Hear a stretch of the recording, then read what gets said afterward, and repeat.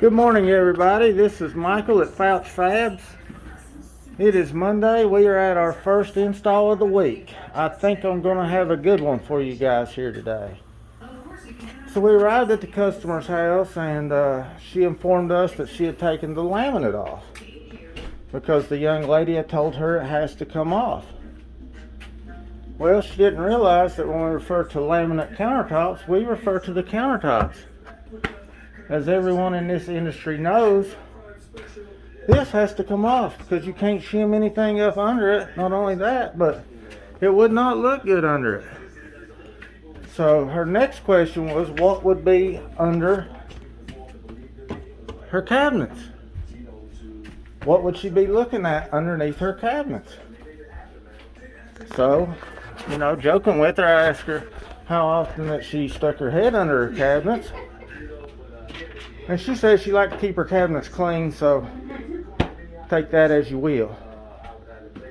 So I informed her that I was sorry that she did all that because these countertops were nailed down. None of that laminate actually had to come off, so it was an absolute total waste of her time and energy. So we were looking at our entranceway, whether we go through this way or the front door. We found that the front door is the best way. I will show you how that works.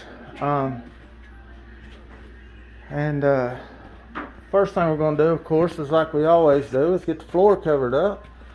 And if you guys have watched any of my videos, you guys know I know what I'm doing, and I'm one of the best around. So we'll get started. If I run into any issues, I'll show you what they are and how we work through them. And as always, I will show you the finished product. Alright guys, so change the plan here. So actually it's a good thing she pulled that laminate off because I would have had to do it. So once I went to pulling off this outer material here, I realized her cabinets are built in place. So the substrate cannot come out. So you guys have seen my videos and seen the jobs I've done like this before. So if we pull this out, we're 3/4 of an inch low back here, then we're low on the side. All we got is this little piece here. But if you know that, you also know that you can't get underneath to shim these up. So what was it, about a month ago I did the job. I don't know if the video's up yet or coming up soon. I think it should already been released, but you've seen that I cut the 3 squares in the top so that I could get under and shim it. Tony, remember, it's the guy talking to me about fishing in the kayak, and he said he went by fast on boats and stuff. Yep. So the main thing in a situation like this is just to make sure you get everything shimmed up properly and so on. Now that job they had granite, so it's not as strong as quartz. She's blessed in the fact that she's got quartz on this one, so it shouldn't be as much of an issue. So we will just do what you're supposed to do and make sure we install it properly for her and go from there. Alright guys, I've got the laser level on it because I wanted to actually see what route I needed to take for shoring these up and making them secure. So what the laser's telling me is these cabinets aren't bad. They aren't bad at all. You guys know we've had some bad ones, but my main concern was the L top over here with the sinkhole in it.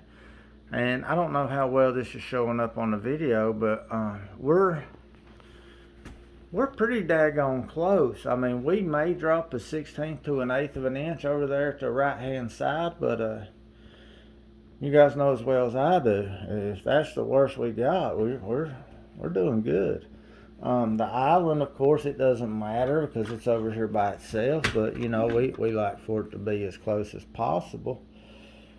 And as you can see, yeah, it's maybe an 1/8 lower than the L, but nobody would ever know that unless they come in here with a laser level. And then the top to the right of the stove it's close as well. Have a hard time seeing it because the stove and everything is in the way, and then it's hitting this island, but it's pretty good as well. So I think our best route is going to be, and you guys have seen the video I've done on these as well, we're going to use these NSI twist shims here. So it's just like doing surgery on these cabinets. You know, we want to be as least intrusive as possible, but still be able to securely stabilize the top. So we'll take our 5/8 inch paddle bit and drill into it, and then we'll insert our twist shim, and then we can get right underneath and just twist these up. That way she doesn't have a big hole in her cabinet. That way we don't throw a bunch of sawdust around everywhere, and we can still shim it up and make it secure. So that's the route we'll take on this, guys. And like I said, she's got quartz, so it's super strong anyhow. So I just want to touch base with you and show you what we had going on here. So here's what those NSI shims look like when they're inserted. So of course I put them in this corner here because you can't get in there to shim anything up once you put these on with the substrate on it.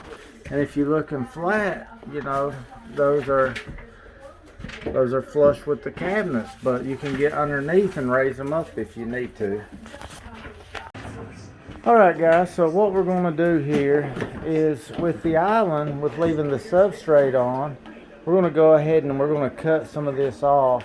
I know most of you would just say you get a cabinet person or whatever, that we don't do cabinet work. But I try to do right by everybody and just go ahead and take care of it so the customer isn't without a kitchen. So we're going to go ahead and modify these cabinets for the customer so that we can get her cabinet finished. Alright guys, as you can see, we cut this L piece in one piece. We also dropped the entire sinkhole so we wouldn't have to make any dust in the customer's house. It makes it more difficult to handle and carry, but it helps the customer out. With it being quartz, it's strong enough to where we could do this.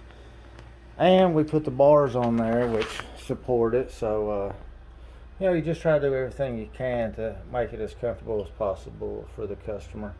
We had to move the stove down a little more, of course, because when we lower this L, it's going to stick out. And we got to just take our time and gently slide it back there. Guys, we got this job finished up.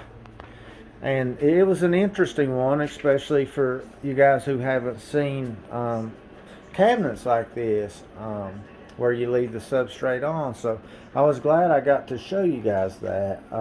We had a very nice customer, very easy to work with. So, and you guys know me, I treat people how they treat me, so we went ahead and raised her stove up for her, got it nice and level, went ahead and caulked out her undermount or drop-in sink for her, and she was just such a blessing. She was so gracious to us. She offered us drinks, and just real easy to work with. So, you know, it was a nice job for Monday. Just like always, we painters caulked everything out. We use, as you guys know, we use color match silicone. So on this one, of course, we used the trans beige, which matches the color of the tops. And it turned out really good. I'm really happy with the finished product. I asked her opinion on whether she wanted to bring the backsplash over to match the end of the top, or she wanted to stop it at the trim there, and we decided to go over to the edge of the top. I personally think that's the better look. It's, you know, but in the end, it's not my home. You know, so I always leave it up to the homeowner. I will give my opinion, but I'll do what they want me to do in the end. So that's it, guys. I'm gonna finish up this video and grab my after photo, and we're going to get out of here and go grab us a bite to eat and work on the rest of the jobs. Thanks for watching, guys. I'll see you on the next one. I hope you all have a blessed day.